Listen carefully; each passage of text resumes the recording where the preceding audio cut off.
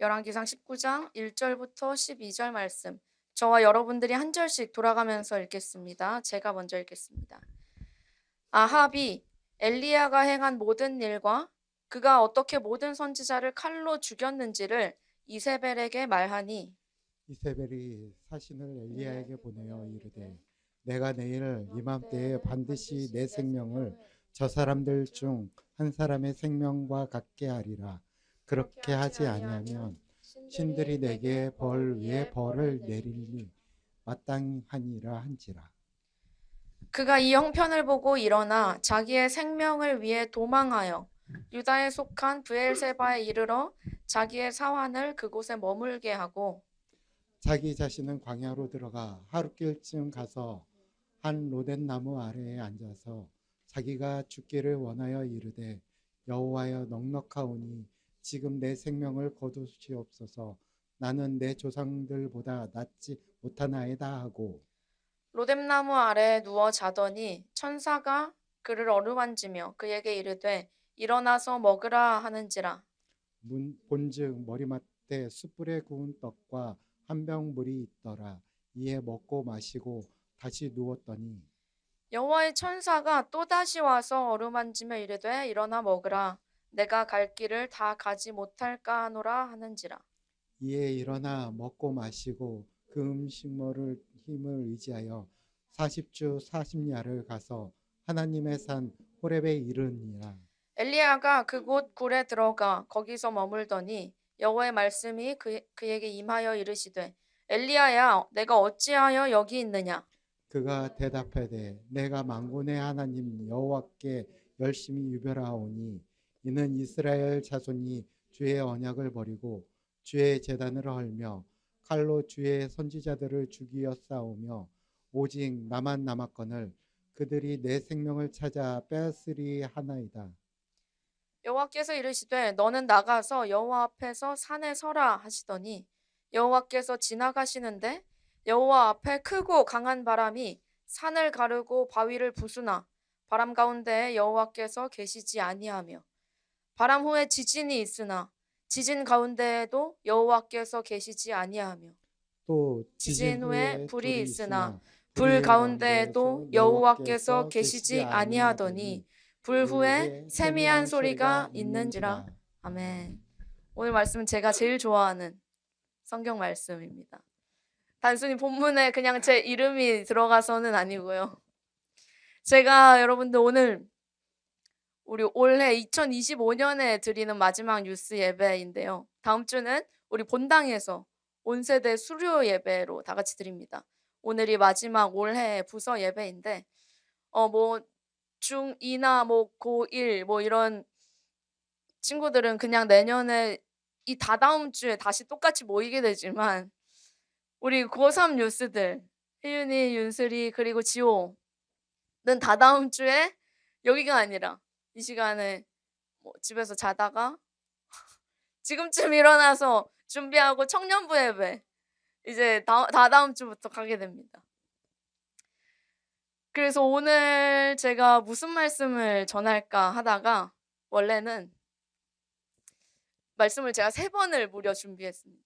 3개 설교문을 썼다는 건 아니고 원래는 오늘 크리스마스 직전 주일이니까 미가서 우리 계속해서 보던 미가서 말씀을 통해서 우리 뮤지컬로 하고 있는 누가 죄인인가? 누가 죄인인가의 내용을 이렇게 엮어서 이제 성탄의 말씀을 원래는 전하려고 했었습니다. 근데 계속 이제 한 주 동안 여러분들을 생각하면서 또 이번 예배를 준비하면서 어떤 말씀이 좋을까? 이미 정했는데도 계속 고민이 되는 거예요.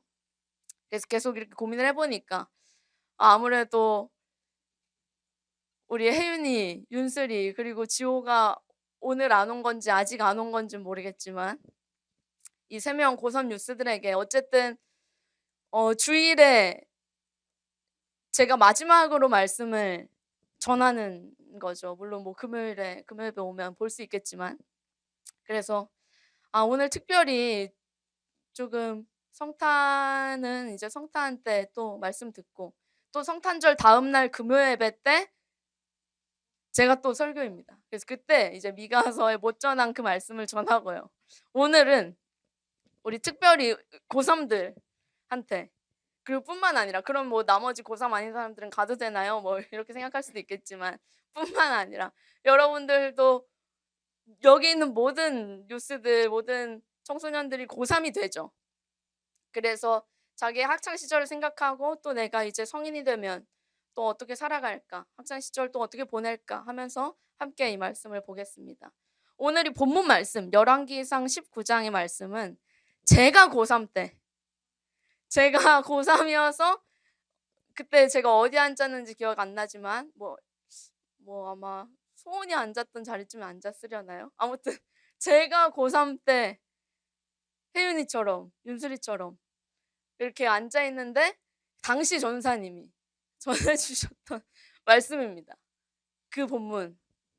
근데 제가 여기서 지금 이걸 그대로 하고 있을 줄은 몰랐네요. 그때 제 동기 중에 김소리 선생님이라고 계시는데 이제 고3들에게 마지막 말씀을 전하시겠다고 성경에서 제 이름이랑 이제 소리 쌤 이름이랑 또 이제 사람들 이름 막 다 찾으셔 가지고 그 어쨌든 다 이름 넣어 가지고 하시려고 굉장히 노력하셨던 이런 기억이 나는데요. 저에게는 이 말씀이 이 청년 시절에 길이 되어주고 위로가 되어주는 말씀이었는데요. 오늘 특별히 우리 윤슬이, 혜윤이 그리고 다른 뉴스들 모두에게 깊이 심어져서 청소년 시절에 그리고 청년 시절에 늘 이상하게 생각나는 말씀이 되기를 소망합니다. 여러분 엘리야에 대해서 흐릿하게라도 잘 아시죠?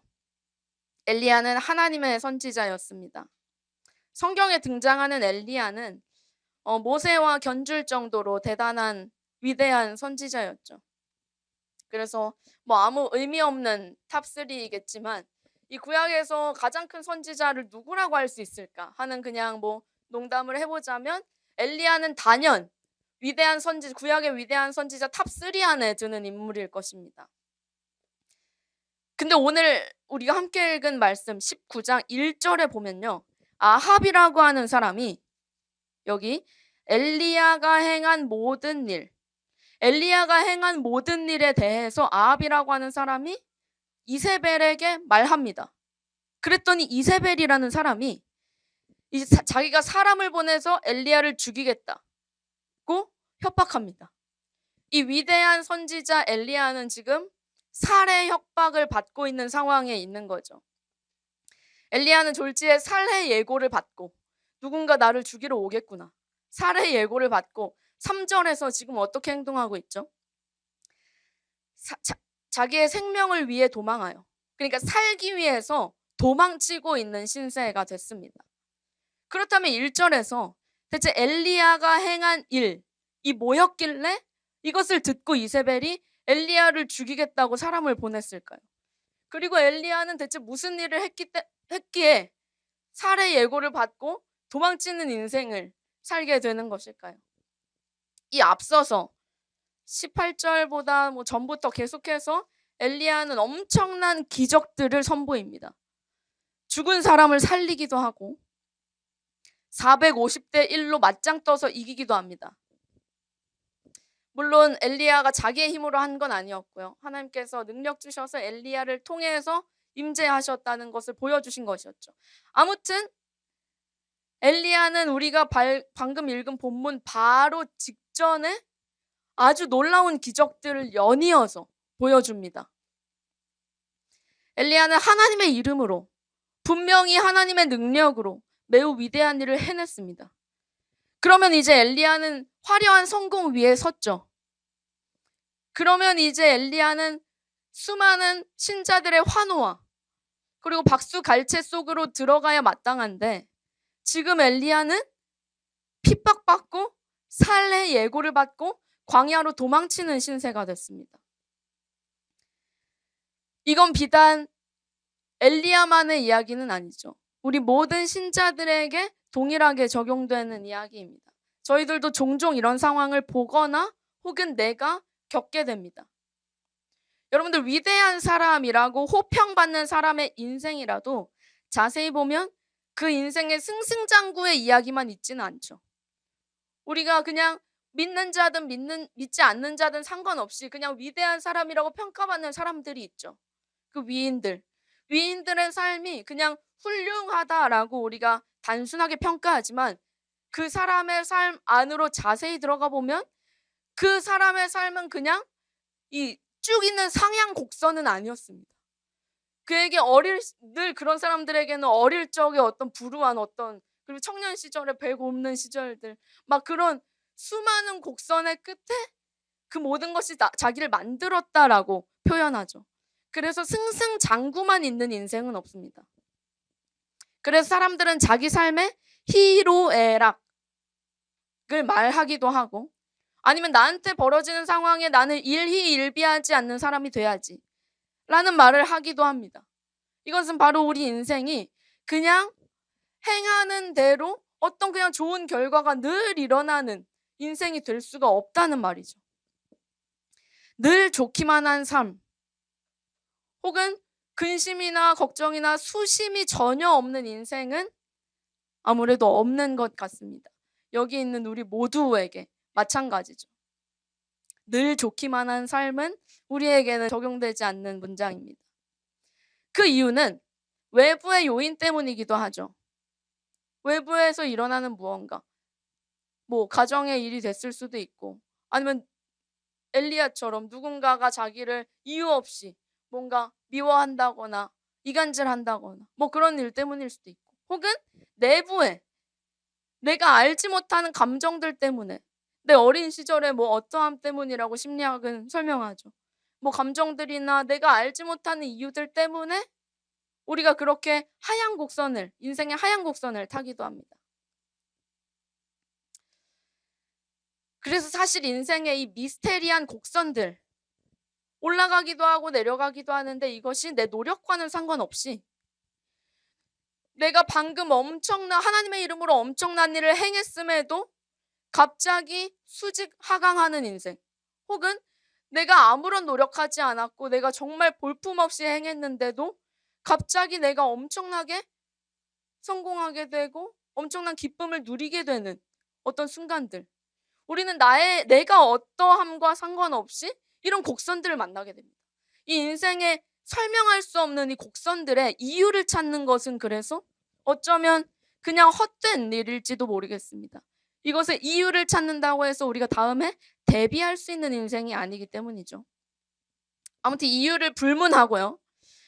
오늘 우리가 읽은 이 성경에 나오는 엘리야, 지금 19장의 엘리야는 승승장구하던 엘리야는 아닙니다. 우리가 엘리야를 평가할 때 위대한 선지자 엘리야라고 평가하지만 지금 19장만 본 사람은 아니 엘리야가 뭐가 위대한 선지자야. 지금 그냥 광야에 도망쳐서 하나님한테 죽기를 원하고 있는데 뭐가 위대한 선지자야 라고 이렇게 말할 수 있을 모습입니다. 오늘 우리가 읽은 엘리야는 승승장구하고 있는 엘리야는 아닙니다. 4절에 보면 로뎀나무 아래에 앉아있는 한 위인이 등장하죠. 엘리야는 분명한 명백한 하나님의 사람이었는데 그를 통해서 보았던 하나님의 능력이 엄청났는데 엘리야는 지금 지쳐있는 정도를 넘어서 이제 하나님께 그만하고 싶다. 그만 살고 싶다. 이제 더 이상 못 가겠다고 읊조리면서 잠으로 도망치고 있습니다. 신자이든 신자이지 않든 우리가 이런 고백을 할 때가 있죠. 정말로 이제는 더 이상 갈 힘조차 남지 않을 때 로뎀나무 아래에 뻗어버린 엘리야와 같은 모습을 우리가 할 때가 있습니다. 그런데 5절에 보면요. 한 가지 이상한 일이 벌어집니다. 지금 엘리야가 어디에 있죠? 엘리야의 이 장소적 위치가 어디죠? 로뎀나무가 어디에 있는 로뎀나무일까요?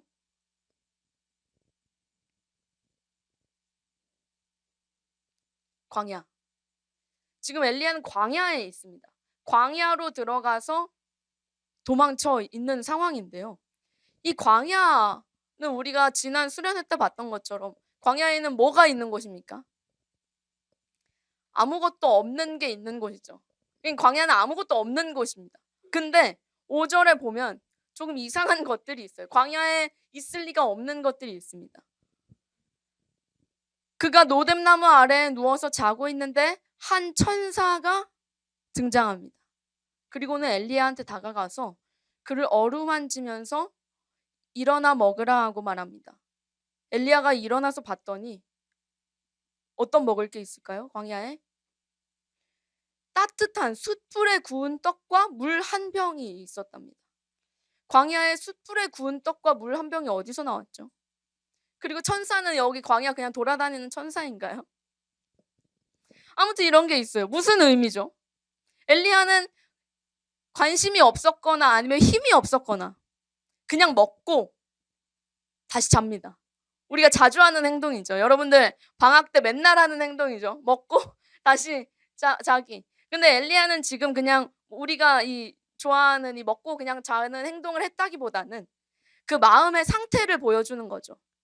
아니 광야에 이게 있을 리가 없는데 그것에 대해서 궁금해하지도 않고 의미를 찾지도 않고 주변을 두리번거리지도 않고 그냥 먹고 자버립니다. 일어날 힘이 아직 그에게 없다는 말이죠. 어떠한 정체모를 위로를 받아도 아직 위로가 안 된 것입니다. 그리고 시간이 조금 지나고 7절에 천사가 다시 왔는데 천사 앞에 한 가지 단어가 붙어 있어요. 바로 여호와의 천사. 여호와의 천사가 또다시 와서 어루만지며 이르되 일어나 먹으라. 내가 갈 길을 다 가지 못할까 하노라. 이에 엘리야가 일어나서 먹고 마시고 그 음식물의 힘을 의지하여 40주 40야를 가서 하나님의 산에 이르더라. 여러분 광야 한복판에 천사가 있을 리가 없죠. 그리고 광야 한복판에 숯불에 구운 떡과 물 한 병이 있을 리가 없죠. 이건 딱 엘리야만을 위한 1인분의 음식이잖아요.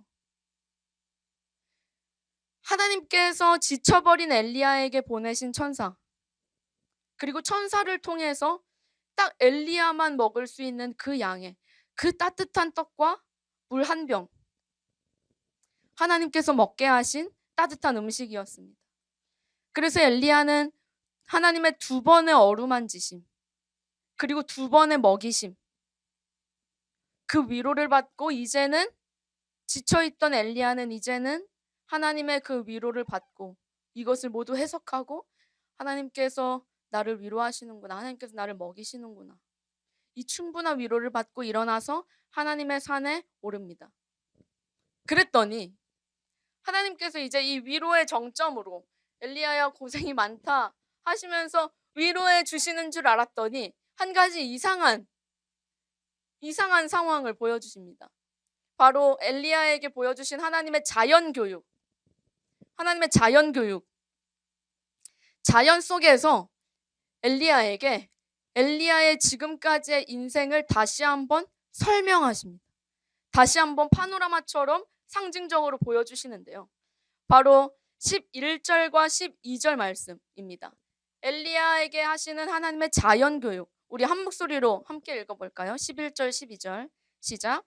여호와께서 이르시되 너는 나가서 여호와 앞에서 산에 서라 하시더니 여호와께서 지나가시는데 여호와 앞에 크고 강한 바람이 산을 가르고 바위를 부수나 바람 가운데에 여호와께서 계시지 아니하며 바람 후에 지진이 있으나 지진 가운데에도 여호와께서 계시지 아니하며 또 지진 후에 불이 있으나 불 가운데에도 여호와께서 계시지 아니하더니 불 후에 세미한 소리가 있는지라. 아멘. 산을 가르고 바위를 부술 만한 바람을 본 적은 없죠, 우리는. 아무튼 엄청난 바람이었다는 거죠. 산을 가르고 바위를 부술 만한 엄청난 바람이 지나갑니다. 그리고 엘리야는 그 가운데 서 있죠. 그런데 그 놀라운 돌풍 안에 하나님께서 안 계십니다. 성경에 하나님이 계시지 않았다, 하나님이 함께하지 않았다 라고 하는 말씀이 몇 번이나 등장할까요? 하나님은 임마누엘의 하나님이신데, 하나님은 어디에나 계시고 언제나 우리와 함께 하시는 하나님인 줄 알았는데 엘리야에게 자연교육을 이렇게 시켜주시는데 사람이 감당하지 못할 바람이 불어요. 산이 갈라지고 바위가 부서질 정도의 태어나서 한 번도 본 적 없는 바람. 분명히 하나님께서 불게 하신 바람일 텐데 그 속에 하나님께서 계시지 않았다라고 기록되어 있습니다. 그리고 바람이 지나갔는데 지진이 일어납니다. 여러분 지진 경험한 적 있으신가요? 지진을 느껴본 적 있다. 손. 지진을 우리는 안전한 곳에 살고 있죠.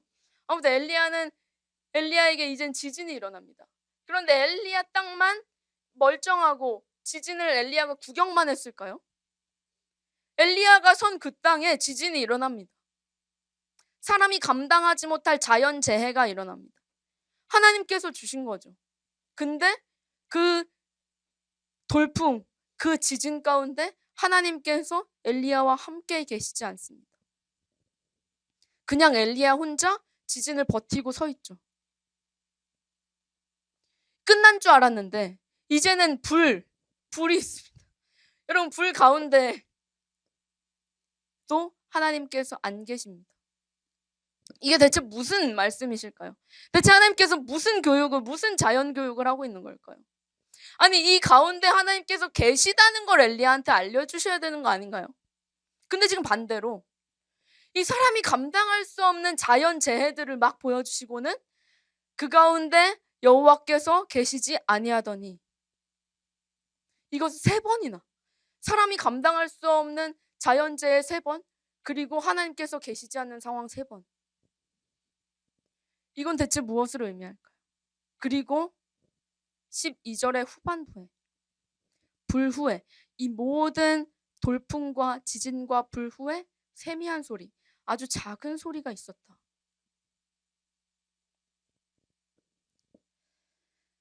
이 모든 폭풍과 같은 일들이 지나고 보니 우리의 인생에 어떠한 폭풍과 같은 일들이 지나고 보니 그것을 지날 때에는 나 혼자 지진을 버티고 서 있는 줄 알았는데, 나 혼자 정말로 돌풍과 같은 입시의 과정을 지나고 본 줄 알았는데 그것이 모두 끝나고 보니 하나님의 세미한 소리가 있다는 것입니다. 내가 감당하지 못할 사건들이 우리 인생에서 많이 일어나죠. 여러분들의 집에서 일어날 수도 있고, 친구들 사이에서, 아니면 진로를 정할 때, 아니면 그냥 마음의 문제가 있을 수도 있죠. 때로는 그것이 정말로 산을 가를 만한 바람처럼 느껴질 때가 있습니다.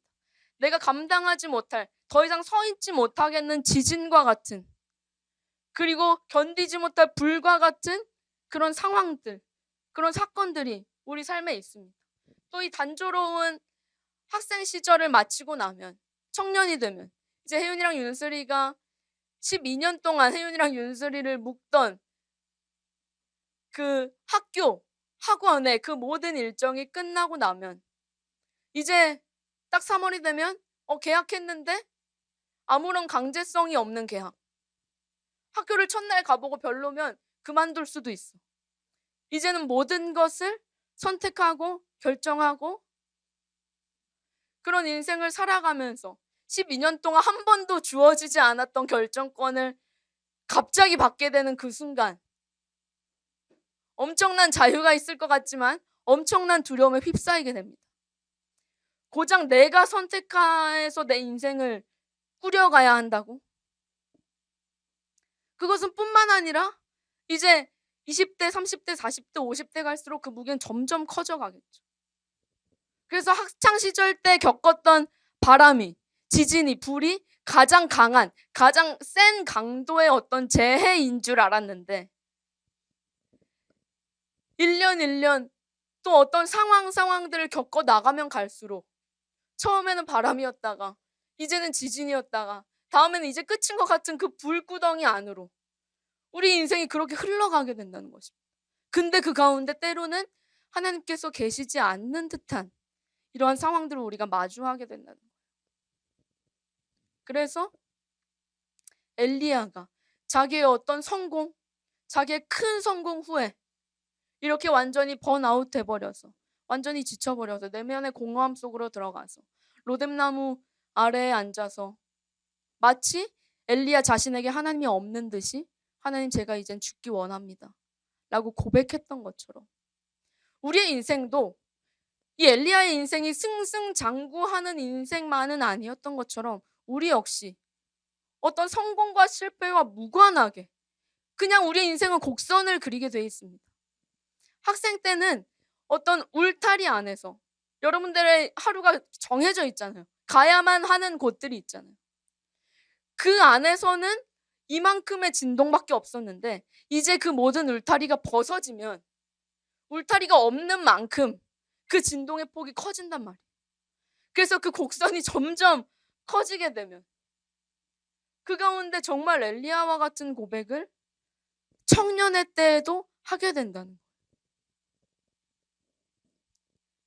그때 여러분들 하나님께서 오늘 이 말씀을 우리에게 주십니다. 바람 가운데 지진 가운데 불 가운데 여호와께서 계시지 아니하더니 불 후에 세미한 소리가 있는지라.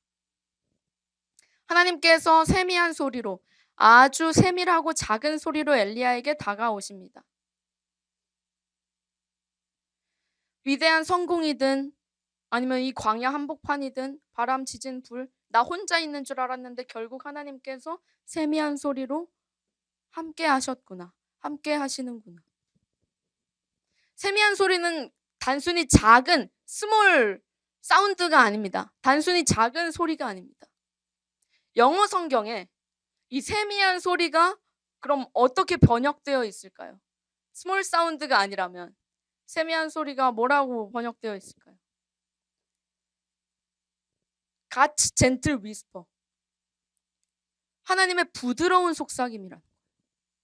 마치 광야에 누워있는 엘리야에게 천사가 다가와서 어루만지며 따뜻한 떡과 그 물 한 병을 먹으라고 했던 것처럼 이 불과 지진과 바람 그 후에 하나님의 부드러운 속삭임, 젠틀 위스퍼가 엘리야에게 들려왔다는 것입니다. 엘리야는 확신했겠죠. 아, 하나님께서 이렇게 나와 함께 하시는구나. 마치 이 젠틀한 위스퍼 혹은 이 따뜻한 떡과 같이 나와 함께 하시는 하나님. 이것을 엘리야는 이 하나님의 자연 교육을 통해서 확증하게 되었을 것입니다. 그래서 오늘 제가 하고 싶은 말은요. 우리 고3들 그리고 여기 앉아있는 동일한 운명을 맞이하게 될 모든 유스들. 우리가 어디에 가든지 우리가 어떤 상황들을 거치든지에 상관없이 우리는 바로 이 하나님의 젠틀 위스퍼, 이 부드러운 속삭임을 발견하면서 살기를 소망해야 한다는 거예요. 없는 듯 하지만 우리 주변에는 사람을 통해서 마치 이 광야에 천사가 왜 있어 하는 것처럼 우리의 삶의 상황 가운데 천사와 같은 사람들을 보내주세요. 그리고 하나님의 마음을 담아서 그 사람을 보내주세요. 붙여주세요. 나 혼자 걷고 있을 때 언젠가 예수님 닮은 한 사람을 보내주세요. 그 사람과 함께 걸을 때 하나님의 젠틀 위스퍼. 그 사람을 볼 때 바로 이 열왕기상의 말씀을 떠올리는 것입니다. 그리고 우리가 때로는 이 로뎀나무 아래에 앉아서 이제는 아무도 만나기도 싫다.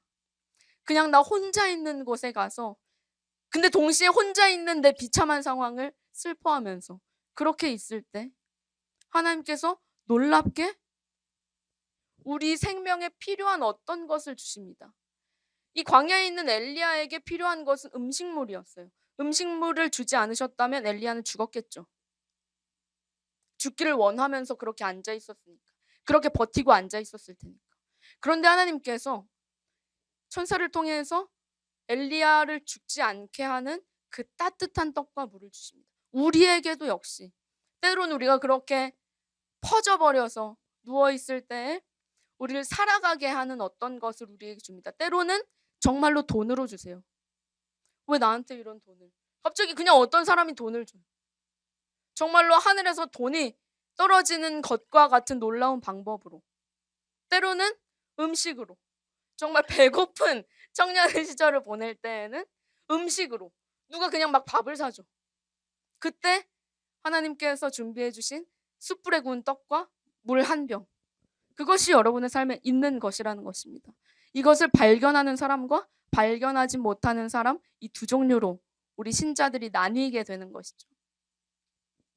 그리고 또 우리 삶에 벌어지는 수많은 상황들 가운데 이 젠틀 위스퍼, 이것을 듣는 사람과 듣지 못하는 사람, 하나님께서 날 혼자 두신다 라고 말하는 사람, 이렇게 있을 뿐이죠. 우리는 하나님과 끊임없는 교제 가운데 이것을 발견하면서 찬양하며 살아갈 수 있는 하나님의 자녀들입니다.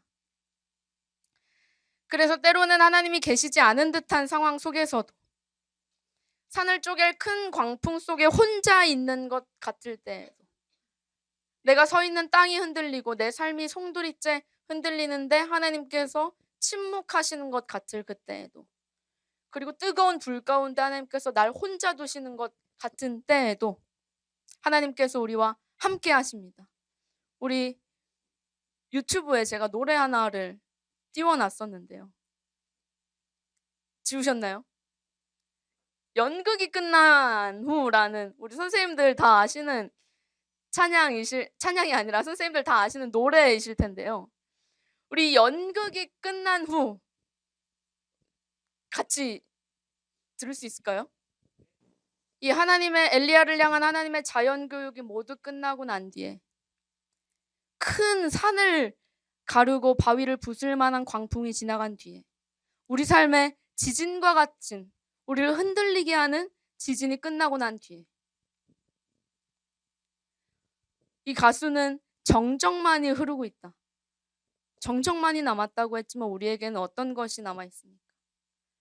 바로 12절 후반부, 불 후에 세미한 소리가 있는지라. 바로 이것이 이 노래와는 조금 다른 신자들의 찬양의 고백이 되는 것입니다. 광야에 있을 리 없는 천사처럼, 그리고 광야에 있으면 이상한 이 따뜻한 떡과 물같이 우리를 살아가게 하는 무언가처럼, 그 젠틀 위스퍼로 하나님께서 우리와 늘 함께 하시고 우리를 지키시고 그런 방식으로 우리를 위로하십니다. 그래서 때로는 내 이 몰아치는 삶의 상황 가운데 왜 하나님께서 나를 돕지 않으시지? 하나님께서 날 왜 구하지 않으시지? 끝나지 않는 어떤 여러분들 가운데 어떤 마음의 병과 가정의 어떤 상황과 친구 관계 속에 있는 모든 일들 가운데 하나님께서 여러분을 구하지 않으시는 것 같은 그때, 그래서 여러분이 전사님한테 그런 말들을 할 때 전사님이 할 수 있는 게 아무것도 없을 그때, 저는 이 말씀을 기억합니다.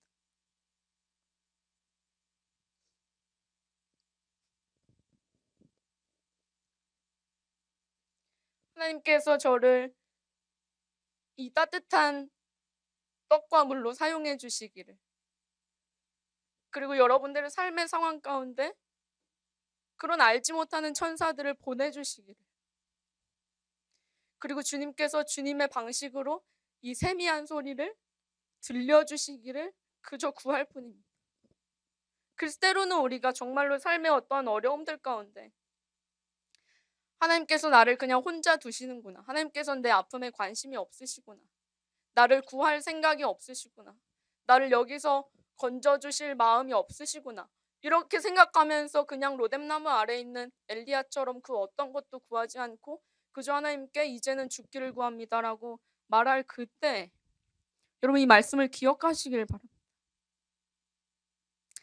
그래서 우리가 로뎀나무 아래에 누워서 이제는 잠잘 힘밖에 없다고 하더라도 하나님의 이 자그마한 위로도 위로가 되지 않아서 이 위로를 먹고도 다시 자버릴 힘밖에 없다고 할지라도 하나님께서는 하나님의 천사를 다시 한번 보내셔서 우리에게 그 음식물을 먹게 하시고 일어나서 가게 하십니다. 그래서 우리는 이 하나님의 젠틀 위스퍼를 발견하는 삶을 살아야만 우리의 이 미스테리한 인생의 곡선들을 일희일비하지 않고 무너지지 않고 갈 수 있습니다. 누군가는 거기에 우연히 천사가 있었다고 할지도 모르죠. 누군가는 우연히 그 광야에 음식물이 있었다고 할지도 모르죠. 그리고 누군가는 그 세미한 소리라는 것 잘못 들은 착각 아니야 라고 할지도 모르죠. 그렇지만 오늘 엘리야 그리고 우리들은 이 모든 것이 그저 어쩌다 일어난 우연이 아니라 하나님의 우리 자신을 향한 위로였다는 것을 발견했습니다. 그래서 오늘 우리 열왕기상 19장의 말씀처럼 저희들 모두가 어디에 있든지, 여러분들 모두가 어디에 있든지 이 엘리야에게 있었던 하나님의 세미한 소리를 발견하고, 아, 하나님께서 여전히 나와 함께 하시지. 아, 하나님께서 이렇게 나와 함께 하시지. 이 사실을 믿고 또 고백하시면서 담대하게 나아가는, 또 담대하게 살아가는 그런 삶 사시기를 소망합니다.